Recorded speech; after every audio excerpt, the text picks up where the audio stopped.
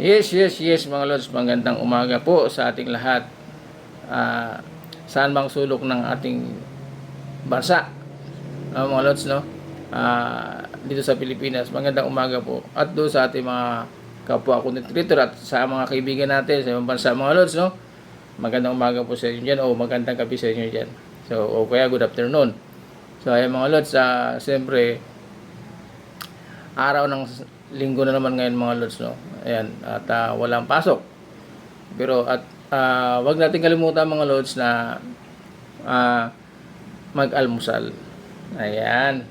Kasi nga mga lods, no, kailangan mag-almusal tayo. Bago ang lahat, wag natin kalimutan. So ayan, ito nga mga lods, andito tayo. Ito, ginagawa natin, piniprepare natin mga lods yung ating gagawing ulam ngayong umaga. So ipapakita ko sa inyo mga lods kung ano maging ulam natin. Okay? So ayan mga lods, no? Ito ang gagawin nating ulam mga lods. Ayan, meron tayong sibuyas. Ayan. At meron tayong kamatis. Ito yung ating itlog na pula mga lods. At siyempre, lagyan din natin ng ating mga lods, no? Biscuit natin. So ayan. Yan ang gagawin natin mga lods, no? Para meron tayong ulam sa umaga. Yun lang mga lods, sapat na yan. Mabubusog tayo yan. Ipapakita ko sa inyo mga lods paano gagawin natin. Itong natin, dudurugin natin yan. Tapos i-mix lang natin para siyempre mga lods, gawa natin ng paraan para sumarap yung ating ulam. Okay mga lods, sabayan natin at papakita ko sa inyo mamaya. Okay? Ayun na mga lods, na natin yung ating itlog na pula mga lods, no? Siyempre, durug-durug natin yung mga lods para ma-mix natin siya. Kasi ito na rin yung ating kamatis at sibuyas. At ito naman mga lods yung ating ihalo. Ribis ko yung mga lods sa flakes, no? Yan. Yan ang ilalagay natin dito mga lods. Ihalo natin yan sa ating okay. Tara mga lods, natin para ma-prepare natin mga lods yung ating ulam para almusal. Okay. Lagyan natin mga lods sibuyas.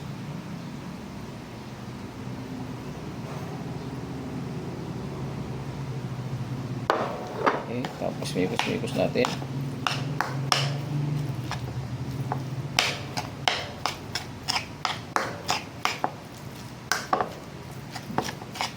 Tapos yung ating kamatis. Ayan.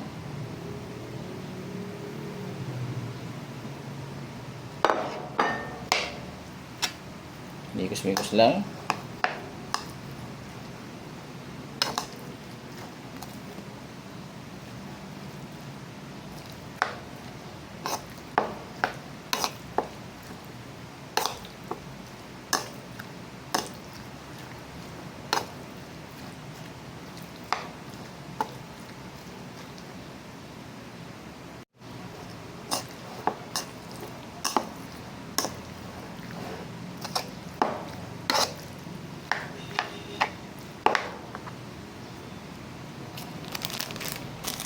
Lagyan natin ito mga lods.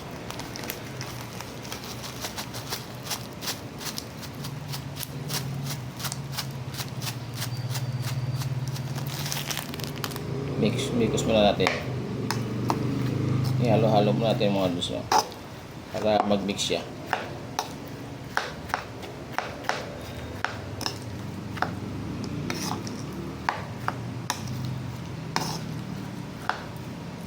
Masarap kasi ito mga lods, nagkakaroon na siya ng yung sa ating nilagay na kamatis, naglalasa na siya, pero siyempre nilagyan pa rin natin ng biscuit mga lods na dinurog, lalo siya magkakalasa mga lods, no?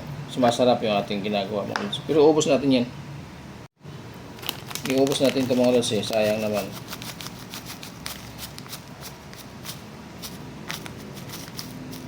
Yan. Okay, wala na. Mikos-mikos natin siya para ma-mix.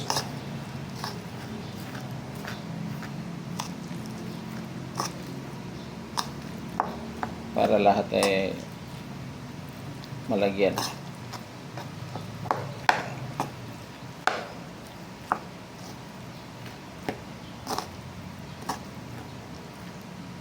Oops, dandahan.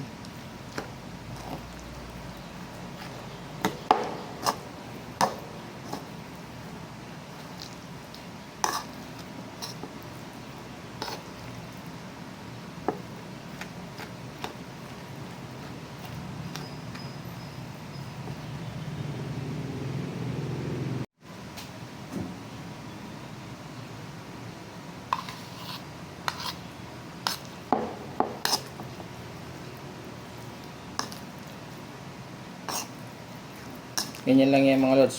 Simple lang yan.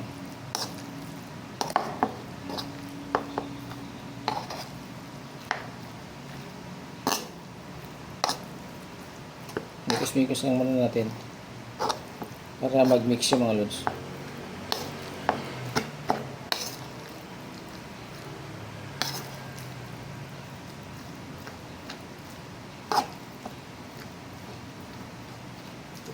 Okay.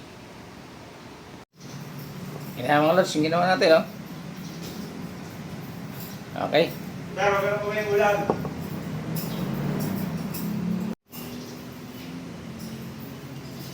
Okay na mga lods, diba? Simpleng ulam lang to mga lods. Para sa ating mga Pilipino. Sa kumakain nito mga lods, yummy ito. Pero siyempre hindi naman lahat kumakain ng ganito mga lods, diba? Kanya-kanya ano tayo mga lods. Sa kumakain lang. Okay? Pero doon sa hindi kumakain nito mga lods, okay lang yun. Ito, ang sinasabi ko lang mga lods na ito ay simpleng ulam lang. Para sa kumakain nito. Okay? Yummy. Doon sa kumakain nito. Pero sa hindi, okay lang din mga lods. At meron na rin tayong kanin mga lods. Ito yung kanin natin. Oh. Ayan, siyempre. May baon tayong kanin.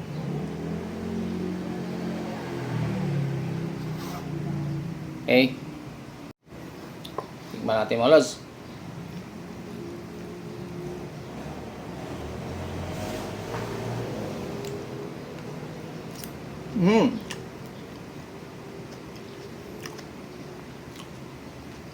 Simple lang talaga mga lods. Pero ramdam mo yung sarap mga lods.